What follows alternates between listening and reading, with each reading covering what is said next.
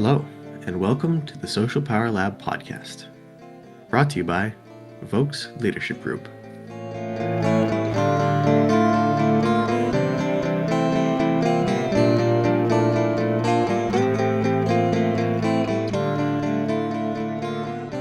Good day, my favorite listeners. I hope everyone's having a very good windy day here, like I am. I just mentioned to Ted, actually, that my fence blew over. Literally, like I don't know what you would call them, like two sections of the fence just completely blew over with the wind that we've been having here and the weather. But I mean, that's not what we're here to talk about today. We're here to talk about psychology and, the wonderful makeups of human nature. I have with me Dr. Ted Vokes, Jedi Master Extraordinaire, and I am Adrian Deschamps the second. Adrian Deschamps the first was a legend, but I'm the legend's offspring. So here we are, and we're here to talk more psychology with you guys. You're the legend of the legend. That's what you definitely are. And I want to talk about your fence because My I know fence. nothing about building fences, Yeah, but I don't either. mending fences. There, we got a metaphor for the we're gonna mend fences today. Yeah, Yeah. and actually, what? Speaking of power, so what my roommate and I, we were kind of like, okay, we got to go talk to the neighbors, right? People behind us who we've never met before. And because it looks like they kind of took the pieces of the fence and put them in our backyard, right? So I'm like, oh, is that like a neighbor wars type move, right? That's what we were kind of thinking is like, oh, like, are we going to have let's hope that there's not a conflict and that there's not a misunderstanding, right? And so we go over and we talk and we're, expecting, who knows, right? It's, a lot of these kind of property type things can get really stressful, right? And yeah, just the nicest guy. Nicest guy just came out. He's like, "Hey, how's it going?" He's like, "Yeah, the fence blew." Good old Canadian guy. Oh yeah, bud, the fence blew over. I thought it was yours, so I just took the liberty of putting the pieces there. Hope you don't mind. Just had to get some chicken wire up for the dog, eh? And then anyway, it turns out it was his fence. And he's like, "Oh, you know what, bud? That works out really well. I wanted to redo this side and the left side anyway. So you know what? Why don't we take those pieces back over?" And yeah, then we shook hands and then we exchange information. And I'm like, "Yeah, when you're redoing the fence, just like feel free to use whatever space in the backyard you need." And like, it was a perfect, good exchange of referent power, right? hmm And Yeah. it was healthy, right? It was good. And but then on the other side of that, reason why my mind went to like, oh, I hope there's no conflict brewing, is because another friend of mine had something with I don't know, it's like a tree or something, or tree branches, something. But basically, like, the neighbor basically cut down a tree or something and threw it in his backyard and was like, "It's your tree. It was in my way." And that just became this whole thing, and the cops had to be called, and like, it was just like stupid, right? So hmm anyway, As but that percolates up from the high conflict dynamics, right? yeah, so I had a really good power exchange with this neighbor of mine who's a very nice guy, Yeah. and Yeah. happy to say that that went how it went, because we were thinking like, oh, do we got to make an insurance claim? Do we got like just all this headache, right? And hmm no, the dude was like, "Oh, yep, cool. I'm gonna redo my fence. Take care of it. Yeah, I'll let you guys know when we're putting it up and yada yada yada." And this is my dog. Had a little Shih Tzu, and just called it a day. Called it a day there, buds. Yeah, just a collaborative use of social power and knitting together some positive referent power there, right? You know. Yeah, and really, it's how it should be, right? And hmm that's what I think I want to talk about a lot today is we talked about the dark personality traits and high conflict personality patterns, and the ways that power can be used unethically, based on just desires of those with dark traits and the willingness to exploit power. But there's also that very positive and constructive side of power that we see really unique things like social enterprises, for example, is a great example of like a business trend that uses referent power, right? Or uses like resource power to help another, right? It's like, Hmm. there's those types of businesses that like for every, I don't know, sweater you buy, a tree gets planted kind of thing, right? And Yeah, it's kind of this exchange of power. It's an exchange power between you and the company, but then it's, you know, it's resource power on their part by, resourcing plantation and the earth, like just unique stuff like that, right? And there's a lot of great examples of positive uses of power. We all remember like the good teachers we had. yeah, We all remember the good coaches we had, right? And usually that's because of how they use their power with us, right? And the good exactly. leaders that we have, and that's important, right? And I think that a lot of leaders also aren't exactly aware of the types of power that they hold, right? And that's kind of a theme that we're going to talk about today as well. Is that when people think of power, they're often only thinking of like maybe one, two, maybe three forms, right? Especially if they don't have the language for it. I mean, legitimate power is always the one that people think of immediately, right? Yeah, your rank in a social system, Yeah. your position in the company, your position in the family, position in the military, that's legitimate power, right? Yeah. Yeah, and then people are always thinking of resource power, of, who has more money at their disposal, or who has more fur to trade, or who has more oil reserves, or who has more, I don't know, vegetation, or Land for lands, right? building on or growing crops, it's all resources, right? Yeah, and Weapons.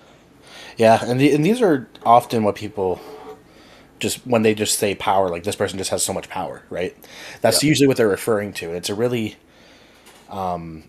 understated statement. Is that an understated Hmm. statement? Don't think I've ever said that before.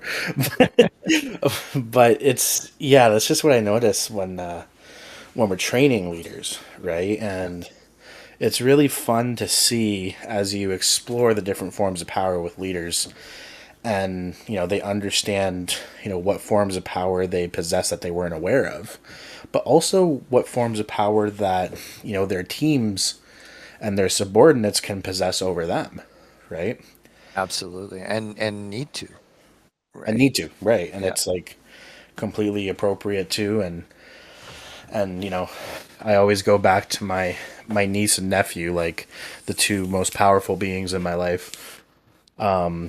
Just one look, right? And they have complete reality shaping power over me. Hmm. It's especially now, like the sentences are coming out. Like Right. it's not just like up, it's like pick me up, come over here, Uncle Adrian, sit here. Like it's just like I just go and I sit where she tells me. Like it's crazy, right? Yeah, she's got you wrapped around her Oh, little pinky finger, right? 100%, 100%. Yeah. And yeah, and that's power from Yes. the youngest of ages. Yeah. So yeah, that's kind of something that is worth exploring. Is what forms of power do we possess that we're not always aware of, right? Yeah. I also realized in the last few weeks that I was helping a friend solve a problem, and I realized that I have so much power in this friendship. Like, not that I didn't think I had any power or anything like that, but like, I just have so much more power than I thought, right? Like, just my trust and my opinion and my whatever insight, whatever they wanted from me, right, was so valuable. The support that they were looking for, Hmm. that I kind of said afterwards, like I sometimes forget how much power I have in this friendship, right? Like, and how much influence and how much positive things that I can give to this person, and how much positive things they can give to me, Yeah. right? It's there's a lot of times where we kind of just go with the flow, and we don't actually necessarily look at a lot of these power exchanges in depth, because I mean that's human life, right? Is we're not looking at we'd we know we're made up of trillions of cells, but we're not thinking about that, right? It's just this is my arm, this is my leg. Unless you're This my is my power. my late Pip, who oh, kid, another great power example. Oh my god.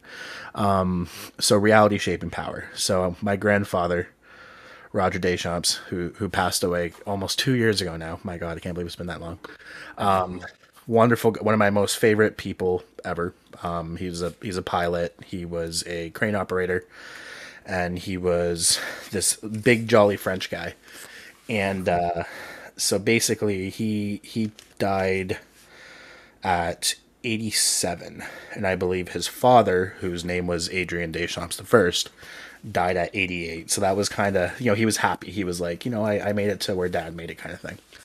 And anyway, so in the last couple years of Pip's life, he had to get a leg removed because he got like, stuff going on, medical stuff. So he got his leg removed, and it's a pretty nerve wracking thing, right? Like, and I Absolutely. just remember going to see him, and I'm kind of like, okay, like, how should I approach this? Like, I'm gonna basically walk in, and my Pip's gonna be down a leg. Like, you know what I mean? Like, Yeah. Yeah. it's kind of a weird thing to walk into at first, right?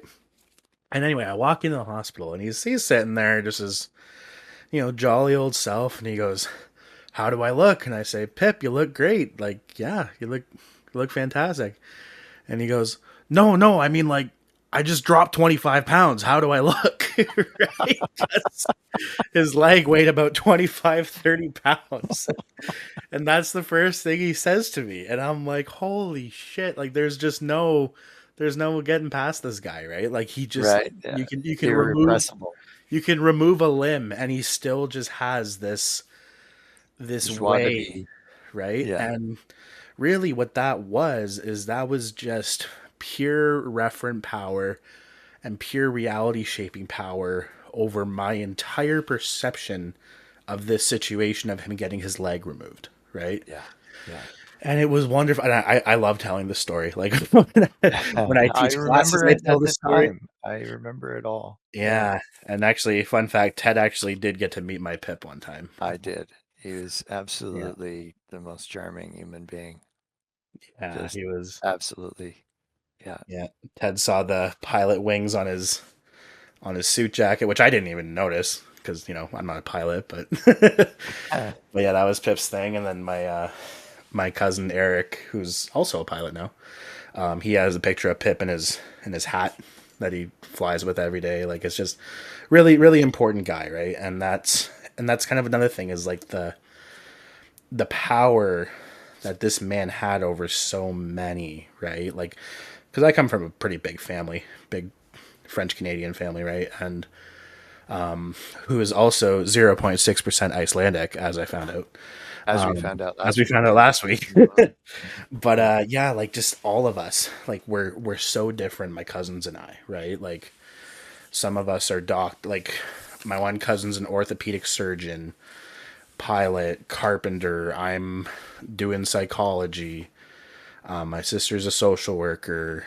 We got teachers in the family. We got tradesmen, steel workers, like, just, but like, we all have this same power relationship and outlook on our grandfather because of the way he used power with us, Right. right? And it's Yeah. so remarkable how, like, it's so, and we don't even need to talk about it because we just know.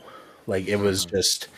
it's just surreal, right? Like, you walk into, like, just, I don't know, like a Thanksgiving dinner or something, right? Like, it's just, you just see everyone having these social exchanges, that were all of this certain flavor with Pip. I can't really explain it. It had this warmness. It had this, like, humor, but also, like, you know, kind of rough Canadian esque kind of humor to it, and but also Yeah. very genuine. And yeah, like, it's interesting, and that's all power, right? Like, this It is entire thing that I'm reference explaining power. with all Yeah. this nuance, it's all power. That's what love is. Yeah. That's and I went to his funeral and you could feel the immense amount of love for this man in the room. and and power resides in the relationship, not in the person. Is what he did throughout the course of his life that garnered this kind of positive referent power, this love, for him. And it's interesting. Most power evaporates with the passing of somebody, but I think referent power, positive and negative, uh, very much transcends life itself, Hmm. as long as one is remembered in those terms. Yeah. And, you know, to contrast, your story of Pip, um, and my grandfather was well loved like Pip, but my grandmother, who I mentioned before, who was very dark, there are jokes that carry on to this day that reference her, and they're jokes, which essentially means she's gone and she can't hurt anybody anymore. Right. So she used to do this whole thing before family events. Do you want, she'd call usually my mom and my aunts and say, now I need to know who wants hot pie and who wants cold pie. And she was very serious. This was not a loving kind of thing. I need to know who's going to have who wants hot pie and who wants cold pie. And nobody gave a flying about it, right? She was a good cook, and nobody understood what the big deal was. And this was this control thing, and you're supposed to proclaim whether you want a hot pie or a cold pie. And so, my son, who never actually met his great grandmother, will say at family functions, who wants hot pie and who wants cold pie, right? And everybody chuckles. And because if you want hot pie, you take your pie and you stick it in the microwave for heaven's sakes, like, and no one's, heating it up in advance or whatever. And, um, and it's become a joke to reference the loss of power that this person tried to exercise. And even, my parents and aunts and uncles would even joke about it at the time, this the irony of, oh yeah, we got to get grilled about who wants hot pie and who wants cold pie. And you look at the trivialness of this power grab, um, right? And we see it manifested in many, many ways in the workplace. Somebody who uh, insists on timing their employee while they go to the washroom, right? Yeah. And this kind of and these are dark strategies that people with dark traits are inclined to utilize. Um, and So, sure, if somebody goes to the washroom at 10 o'clock in the morning and doesn't show up again until noon, there may be a problem here, but there may be a physical problem, and you want to look into that, Yeah. you know. um, so yeah, this is, and so where we're actually leaning into now is we'll be contrasting the unethical uses of power, as we've been focused on the dark traits, over onto that Goldilocks zone we talked about, people that are neither, high on dark traits or high on the dazzling traits. And we'll be bringing that in and talking about, how do we recognize when somebody's using their power ethically? Obviously, Pip did immensely, and that led to this incredible love, this referent power that he Mm. he had. Um, and and to your point earlier, realizing how much power you have in a relationship and not sort of being mindful or aware of that, that's a really common thing for people who are in the Goldilocks zone, because they're Yeah. not trying to feel their power. They're not trying to strut around like your grandiose narcissist will, who wants to see visible signs of people bowing and scraping to them or honoring them or advancing their greatness. And So we can be surprised sometimes at the amount of, let's say, reality shaping power that somebody might give us. Hmm. If somebody comes to you and says, I really respect your opinion, I really respect the way you break down problems. Could I share something with you that I'm struggling with? You know, that's quite an honor. It's to say I give you, expert power, and I trust your information power, and together you put all that together, and I listen to the realities that you put forward as to what's happening, what's it mean to us, and what should we do about it. So yeah, that's where we're going in these next episodes coming up, and is to the bright side of things. Not the we'll go into the dazzling too, because there are problems there as well, but we'll come back to that. And I think we've done a good job of sharing how those with dark traits, you know, use and abuse the various forms of power that they amass. But let's talk about the vast majority of the time where power is used absolutely ethically, and nobody thinks of it as power. That's the interesting thing. We think Hmm. about power most when it's being abused, or when it's being used in a highly ethical way, in a way that benefits people beyond the person who's exercising it, or the person who's exercising is doing it only for the good of others. That's where we tend to think about power. But most power actually happens, like you were describing, between you and your friend, or in the fence situation. Power was happening there, and you were testing out. You didn't know this person, and they Yeah. didn't know you. So you're testing out, how is this person likely to use power in relation to me? Is these two sections of fence being deposited in my backyard a courtesy, or is it a statement of, you've offended me, right? Hmm. Your crap landed on my yard, or what have you, right? So we don't know until there's some dialogue as to, what's the power dynamic going to unfold like here? Is it going to be collaborative, cooperative, as it is, and that's great, or is this the first warning shot across your bow that says we're going to have a problem here? You know. Hmm. Um, and it might have gone very here's my dark brain coming in. It may have gone very differently had the two sections of fence fallen over on the little Shih Tzu. Oh God. that Yeah, that would have had and a what? very different outcome, right? uh, Absolutely, yeah. And I mean, um, yeah, and that's just the thing too, right? Is like until I made this connection with the person, basically a neutral action such as just seeing two, you know, sections of fence laid down in my backyard, yeah. it's like, what does this mean? Hmm. Right? Does Yeah. this mean, like you said, is it a courtesy, or is it get your stuff the hell out of my yard and threw it back Yeah. in, right? Yeah. You don't know No. until you No. talk, right? And so I'm glad that worked out, because that could have been a headache for the next few months.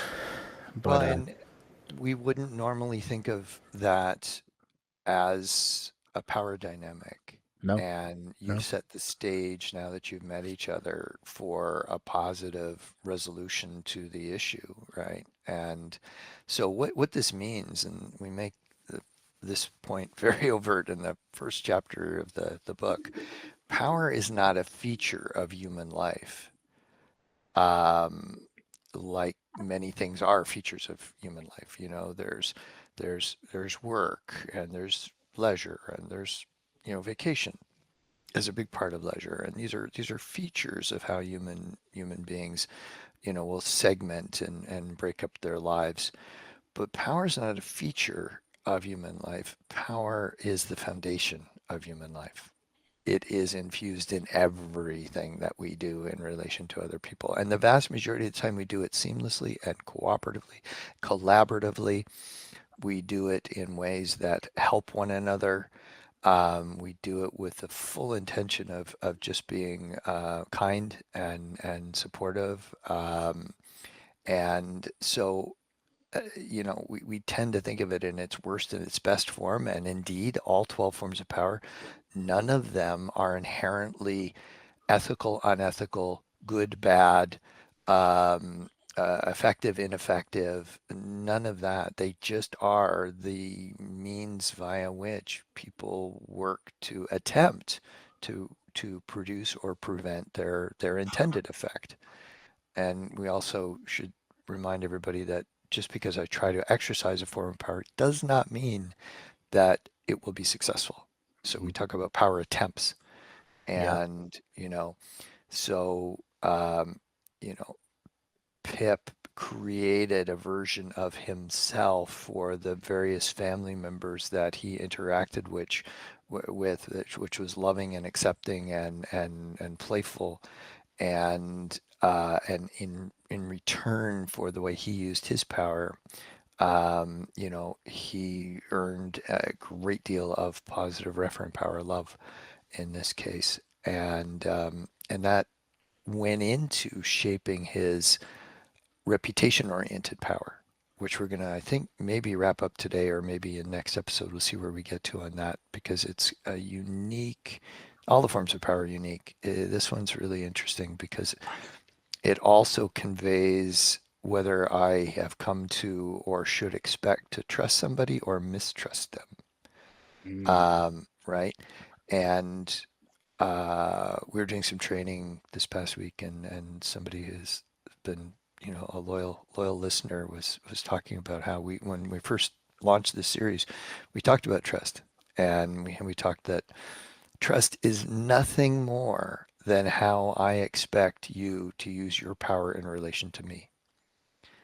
Are you going to use your power to disadvantage me, advantage me, or not necessarily advantage me or disadvantage me, but at least, not get in my way, kind of thing, right? And that gets at the threat and reward and neutral ways that all the 12 forms of power can actually be deployed. But what are your intentions with respect to the power that you have in relation to the power that I have?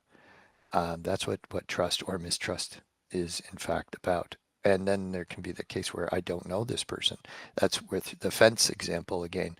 I don't know. I don't have a reputation. Haven't even waved across the fence at this person, so I've got no read on what I'm liable to get here. But now that you've had this one interaction, you're built that person, and in your eyes and in that person's eyes, their idea of you is starting to build a reputation of collaboration, of we're going to have a good interaction, as we do this. And I could see, them out there building the fence and them needing an extra pair of hands for a minute. And if you're out there, I know you'd be the first one to say, "Let me hold that for you." Like, oh, hey there, buds. Putting up the Yeah. fence, right? Let me. For those of you who are not Canadian, Adrian can do a better Canadian than anybody I know. There's the Canadian-esque. Oh, buds, come on. You just get a double in me, and you know what's coming. Oh, there you go. Right. Yeah. For sure. For sure. Stay away Or from the talk about on the oh, bus, oh right? yeah, no way. Oh yeah, no way. Yeah. You know, eh? Yeah. Yeah, actually, you know what? Last point before commercial break. Um, Pip with his reality shaping power for the rest of my life. When you say the words Santa Claus for me, he comes into my mind because he dressed up as Santa Claus when we were kids, right? And he like Ah. came through the door, and then we all freaked out. We're like, "Oh my god!" Like then we, he'd dissipate. He'd walk basically out of the house and then run around the corner or whatever, and then we'd run after, and we're like, "Where's Rudolph?" Right? Anyway, it's a little cute story, but yeah, obviously then one day you kind of notice it's your grandfather. You're like, "Oh, okay, now I'm just gonna keep the secret going for the little ones so that they can enjoy it," right? Yeah. But yeah, like reality shaping power wise, like any Christmas thing at like say the word Santa, it's like his like Pip dressed as Santa comes into my mind is hilarious. Right. And that's something that is like continued probably for the rest of my life, right? Yeah, so stay tuned with us. We're going to hop on to a commercial break here, but we're going to talk more about the foundations of humanity that is social power. We're going to talk about things like power schema, which will make sense by the end of this talk, and a lot more coming up. So stay tuned. Today's spotlight is on crisis response and trauma leadership. When organizations face crises, tragedies, or workplace violence, leaders are suddenly dealing with trauma, fear, and shattered trust, all while trying to keep operations running. Here at Volk's Leadership Group, we provide leadership supports for crises response and crisis turmoil, helping you stabilize your people, navigate through complex power dynamics, and rebuild psychological safety after the dust settles. Thank you, and back to today's episode. Welcome back, everybody. It is Dr. Ted Vokes and Adrian, the Loudmouth Deschamps, here to take you through some more conversations on social power and applied social psychology as we know it. We know it pretty well, I'd say. I mean, Yeah, we've been at this a while. we know a thing or two, but Yeah, yeah, we know a thing or two more when Amir gets back. But yeah. yeah, may get another massive brain in the room. Yeah, I wanna say something that is both controversial and ironic. It's controversial because people won't probably like what I'm about to say, and Oh it's God. ironic because it's also part of our practice name. Yeah. So Pineapple on pizza. no, Telling you, that pineapple on is pizza. I wrong. love it. It apparently came from Chatham, just down the highway I from heard where we that are. the other I day. Apparently it's not a Hawaiian. It's a Chatham, Ontario thing. That's rumor has it. Anyway, Anyway, that's just down the 401, the big highway, crosses the entire province. but this isn't as crazy, or it's No, this is. I'm going to say it. I'm going to say it. Leadership doesn't exist. Okay, it does not exist. There is no science behind what the heck this leadership thing is. And that's controversial because people like to cling to the very idea of leadership, whether they can paint it as a good thing or a bad thing, or contingent upon who's trying to exercise this idea of leadership. And, this is ironic because, well, my dissertation was all about the link between leadership and culture, and I found it. We've gone on from there and built so much more. This whole podcast and the book and all the rest is a derivative of that. And we call ourselves the Volks Leadership Group. So we were mindful of the irony in saying leadership doesn't exist, but we're going to call ourselves Volks Leadership Group.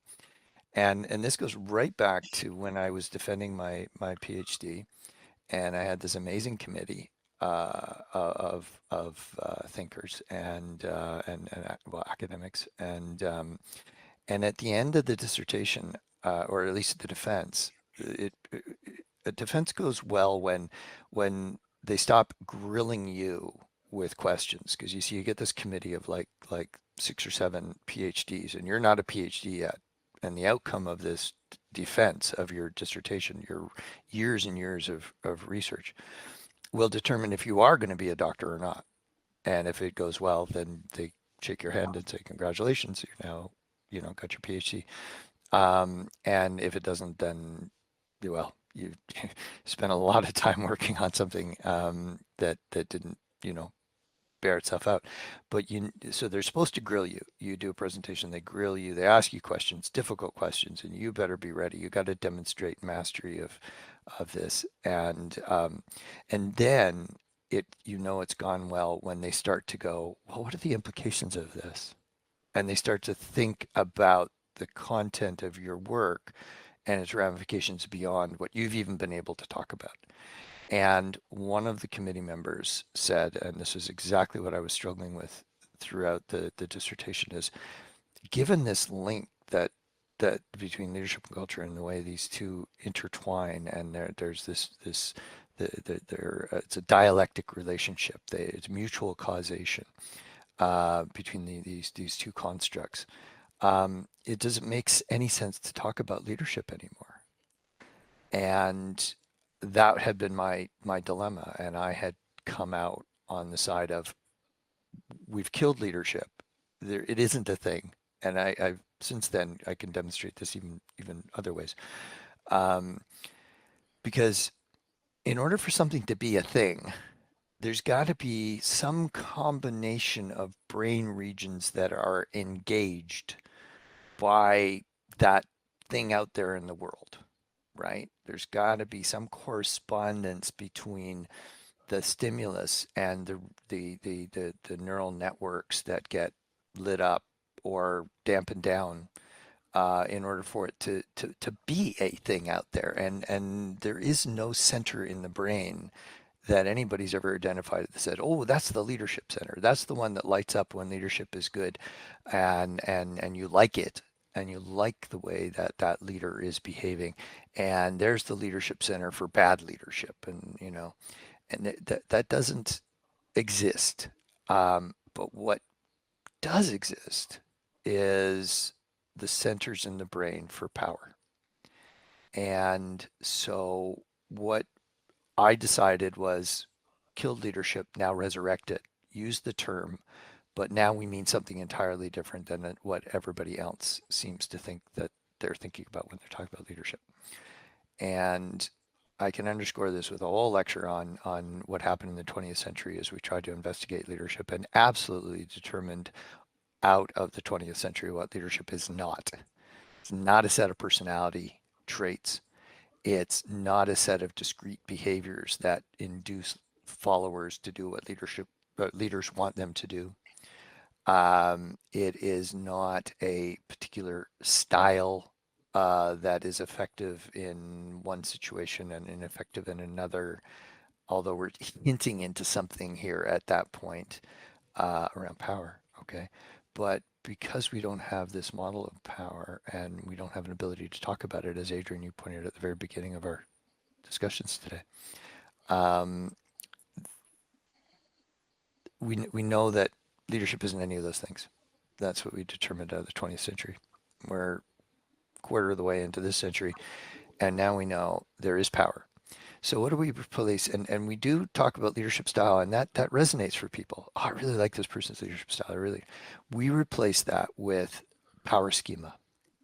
So what's a power schema? It is the way that Adrian typically uses power in a particular space and time, cultural context that he's operating within, and and he will have a different approach to power with his niece, who has all the power over him, and he's just like a little quivering bowl of jello in relation to her because Hmm. she says jump and It's he her says life. how I'm high. just living in it. That's right. You're just a supporting character in It's her world. Yeah. that's it. Yeah, yeah. With very high referent power, right? And so the brain lights up to power attempts. And it's the alarm and the reward centers of the brain that light up.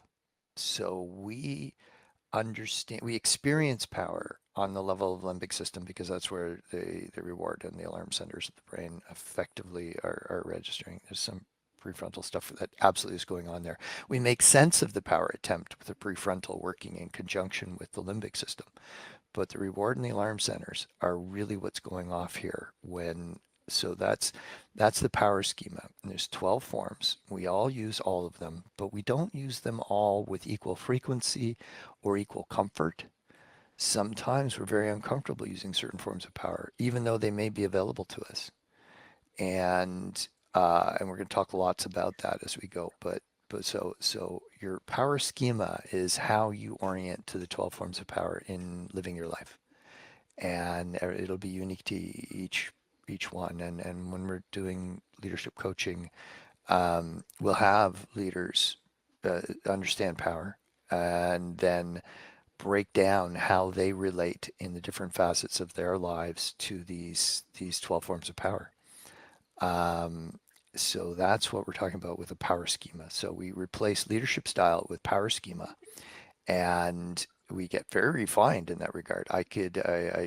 The first time I did this with an MBA class, and I had 30 MBA students who were all mid-career. Actually, it was not like right out of undergrad, It was a weekend MBA program for managers and professionals, and they had some real, life experience in leadership roles behind them. And I had them look at the forms of power. We didn't have 12 at the time. I think we're at, 9 or 10 or something like that. But nonetheless, the exercise still worked. They looked at the forms of power and said, here's my particular power schema, how I really don't love using, coercive, legitimate power, which would be, example that would be, I can dock you for being 5 or 10 or 20 minutes late because I am your boss, right? So that'd be coercive or threat-based legitimate power. Um, but I'm comfortable developing my positive referent power with my team. And I want to celebrate their birthdays and know something about their family life and things like that. So that would just be a tiny little snippet of somebody's power schema, where somebody else could be perfectly fine with saying, hey, it's only fair if you're 10 minutes late, you get written up or you get a verbal warning, and then the second time you get, it's fair to everybody. I'm not delighting in it. I'm not sadistic, but I need to write you up, and I'm fine with that.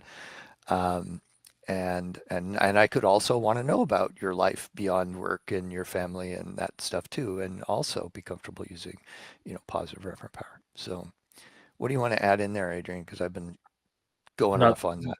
that was a lot more intense than Hawaiian pizza. Let me tell you, that was, you know. But I mean, yeah, I mean, you pretty well nailed it, right? And power schema is essentially like a thought connection, right? We have what's called a schematic network, right? So if you think of a nurse, then the next thing you think of is a doctor, and then hospital, and then whatever healthcare, Patience and and right. yeah, So it's kind of like that web of knowledge that you connect in your own mind, and yeah, with power, it just comes down to like the power schema, and the way that you use power in the different environments that you occupy, and the different relationships that exist in those environments, right? precisely. Because power exists in the relationship, not in the Yeah, person. yeah, and so it's interesting, and we have other terms. I'll let Ted share them when he wants, but about different kind of roles that we play in the different environments that we occupy and the different relationships that we have with people, depending on those environments, right? When I was younger, I had a musician environment, and then I had a kickboxing environment, and then I had a university psychology environment, Yeah, right? So you can imagine there was lots of different types of people occupying those three places, and my relationships with everyone, it was just like power was just used differently, right? Yeah. yeah. And the concept that I've mentioned a few times in this series, and we're going to take a whole episode on, is organizations of self. So those different versions of us that we become in the different roles that we play in relation to different people, right? And for instance, and how they evolve. So here's Adrian, who is putty in the hands of his little niece. Well, when she's 14 and Adrian is babysitting or overseeing her, maybe, at that point, and she wants to do something, he might be more inclined to pull rank and say, I don't think so, sweetheart. I love you, but that's not a good choice to be making right now, You know what? I tried that this week, Oh, did or you? on the weekend. Do you know what happened? Oh, I can Oh, imagine what happened, but so go ahead. Everybody wants to know. I just basically told her no. That's all. Like she was just doing Yeah. something she wasn't supposed to, and I was like, "No, come on!" Like, and I just told her no, and she didn't like it. So when her mom when her mom came in the room, she literally goes to her mom and she says, "I'm mad at Uncle Adrian." Oh. Oh, it was so hard. It was so hard. She might as well just put her little hand in I your chest know, and right? crush that heart, right? Oh my god, it was really funny though. Like just Yeah. the way she said it, like she's just so, oh my god. But Yeah, and I think it's important though because it is. it's also like it's not just mom and dad that say no, right? It's Yeah. gonna be you Hmm. know other people, and yeah, and it was just really funny. Like I haven't heard that one yet out of her, so it was it Uh-huh. was hilarious. And then Yeah. my nephew who's 6 months is just sitting there just googly eyed happy, right, Yeah. watching the world go by, just observing everything and like but yeah, it's it's pretty funny. Well, there we go. I think we set the stage for exploring power on the ethical side of things. And now ethics, that's an issue unto itself that is, debated and struggled with throughout all of probably human history. Um, we practicing in industrial organizational psychology do everything is about power, of course, because everything is about power, whether you're in a organizational setting or family setting or international setting, and the same 12 forms of power operating on all those levels. Um, but how do we determine when power is being used ethically in the workplace? And we probably have a slightly, and this would be open for debate as well. I'm not going to claim that all industrial organizational psychologists out there will relate to defining ethical use of power in the same way as we do. But um, one of the central pieces in it will be whether or not the power that is being exercised as part of the culture or by an individual applying their particular power schema um, is aligning with the mission for which the team or the organization exists. And so the bottom line to our work is that there's always a mission, and sometimes the mission is very complicated, and sometimes it's really straightforward. Not that having a straightforward mission makes the mission easy, because it may be straightforward. Law enforcement protect the public and promote good good behavior and sanction those who break laws. That's a very complicated thing to do, and there's probably many more facets. Haven't been fair to those in law enforcement because there's many facets to their mission. But um, is the power that's being exercised? Let's go to the team level. Um, does it add and contribute to the mission directly or indirectly, or does it detract from the mission?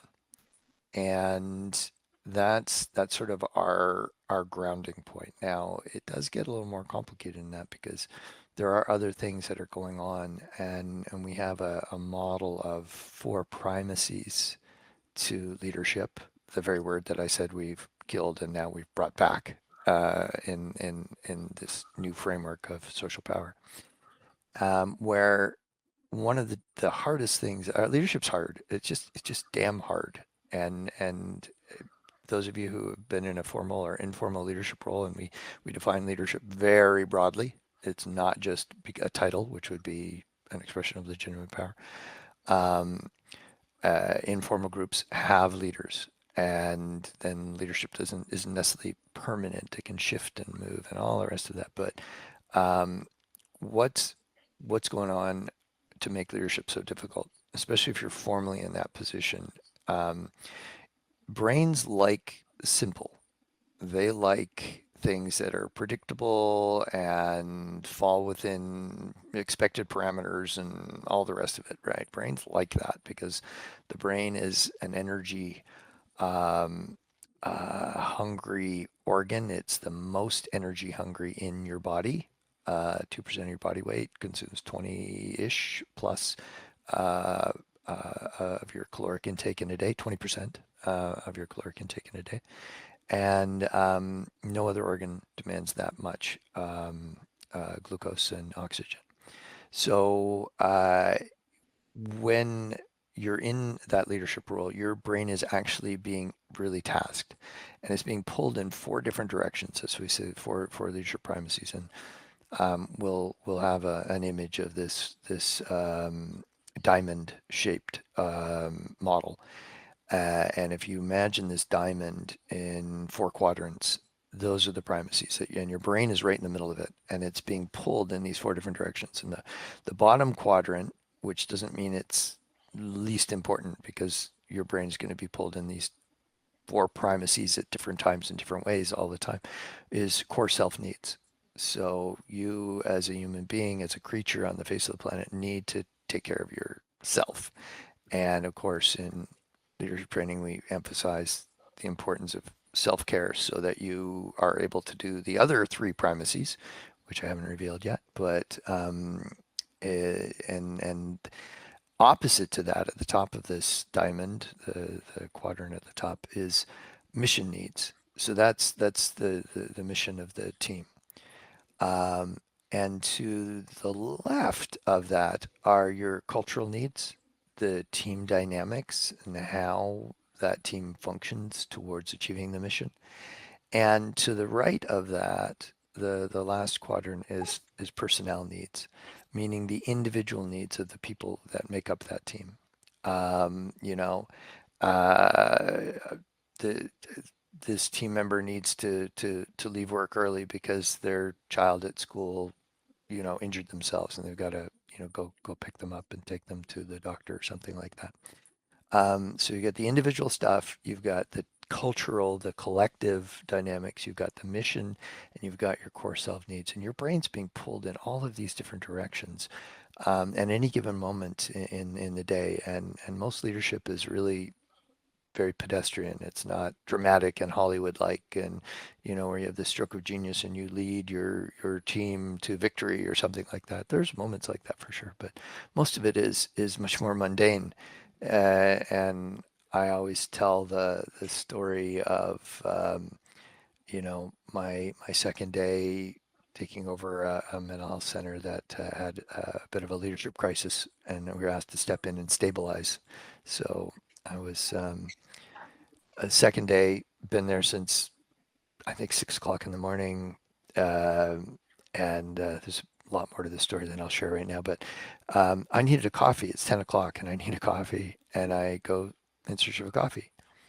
And I'm walking down the hallway. I remember, because I just took over the organization the day before, having only heard about it 5 days before that, when the board of directors asked our team to come in and stabilize after a lot of resignations, and figure out, keep this organization going while the board of directors figures out its future. And so I just want a coffee. There's a core self need.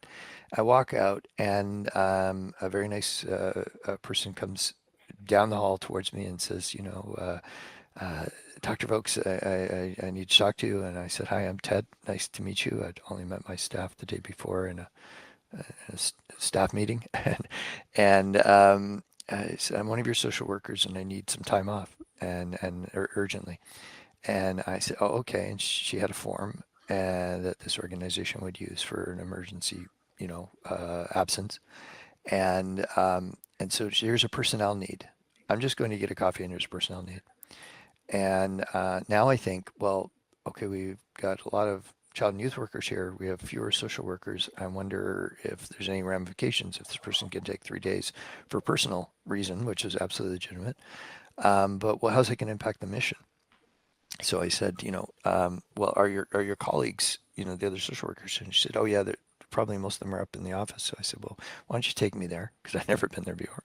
And we go up, and I say hi to all of the social workers for this organization, and I have her explain the situation, and they start to go, oh, okay.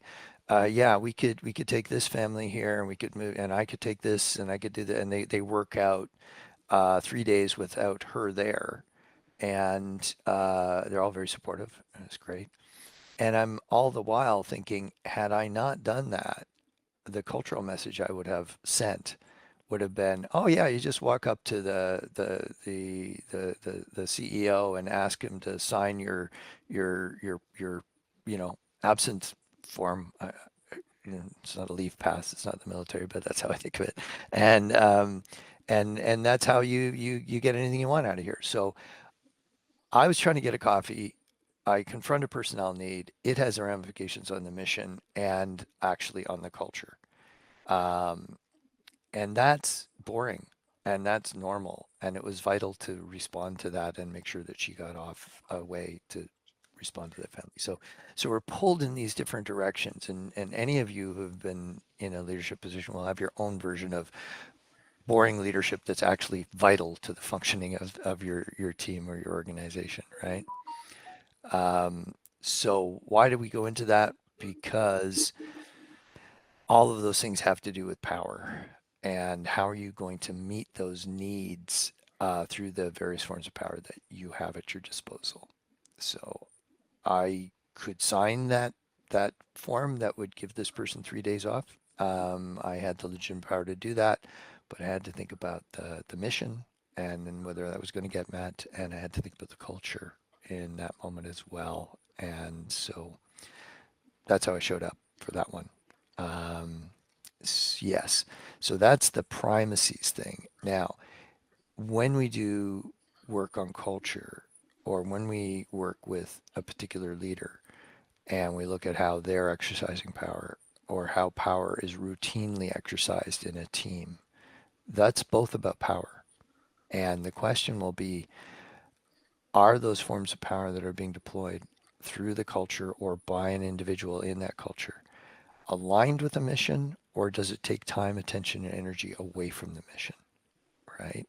So we've all seen those leaders out there who are like, well, um, the privilege of being a leader, or sorry, the rights of being a leader more than the other side of that, right? So I can slack off and order other people around to do the work, and I don't have to do the work. So that would be an overt example of somebody who is utilizing their power, their legitimate power, um, to, in that sense, run into an abuse of it, right? They're furthering their own self-care needs at the expense of other people's self-care needs, and not supporting the mission, um, or a culture that doesn't really focus on what we're here for and is more about our own comfort as a team, and we'll get to it if we get to it, kind of thing. New cultures can do that and forget all about the mission and sometimes get away with it for long periods of time. So that's setting the stage for how we orient towards the ethical use of power, and then the self-serving or what we would consider unethical use of power. What do you want to add to that, Adrian? Because I know we're probably coming up on time shortly here. Yep, pretty shortly, but it's something where, yeah, like ethical power, and I love how you always call it boring leadership stories, right? And but it's just like it's the most necessary ones, right? Yeah. Because when leadership, or well, I just contradict myself. When when power is used properly, there's no drama, right? Like Yeah. it's just it's Yeah. going how it's supposed to go, right? And Mm-hmm. what we do when we train a lot of our leaders and we use the four primacy model, yeah, finding a balance between our mission needs, cultural needs, personnel needs, and self-care needs. That's one of the hardest parts about being a leader, is finding that balance, right? Mm-hmm. And you have different situations of, leaders that need to learn how to prioritize self-care more, right? Or Yeah. leaders that need to learn how to prioritize culture more, right? There's Mm-hmm. different versions of these things. Yeah. And that's really what it's all about, is, how do you utilize power in the way where you balance these different premises of being a leader. So I mean, that's I guess that's all I'll leave with that for now, but any closing comments, Yeah. Dr. Ted? This is we've laid some core foundations for an analysis of how we can recognize when power is being, deployed in ways that further that mission, that support the culture and ensure that people's individual needs are met. Plus, let's not forget about your core self-care needs and what you need to keep showing up to provide that kind of um, reality shaping power, and all the other forms of power that are at your disposal to lead that group, that organization, that nation state. It doesn't matter what level that we're analyzing, the same 12 forms of power operating in the threat, reward, or neutral, vectors. And so we'll pick it up from there in our next episode, and really drill down and look at the ethical use of power. And that's, I think, a really important and critical aspect that it's time we spoke about. Mm-hmm. Absolutely. So we're Vogue's leadership group, and this is the Social Power Lab. And thank you for joining us. And as always, more to come. And we'd love to hear from you. So please reach out if there's any Yeah. questions, any good stories, anything that your brain's rolling with about social power. Yeah, and anything that we've been talking about in terms of how you relate to power, how you relate to the ethical versus unethical use of it, because ethics is, boy, that's a thorny topic. But we just shared how we align with that very construct of power, and how it needs to be used, and how we can recognize when it's being abused. There you go. Yeah, so we're Vogue's leadership group. This is the Social Power Lab, and we will see you next time. Take care, everyone.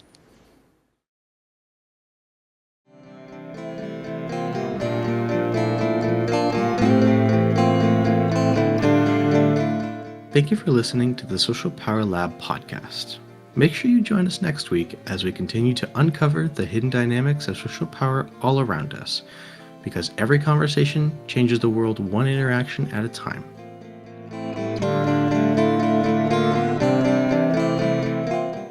You can listen to the Social Power Lab podcast on YouTube under Social Power Lab _VLG, on Spotify under Social Power Lab, on Substack under Social Power Lab, and on Apple Podcast under Social Power Lab. Thank you and have a wonderful day.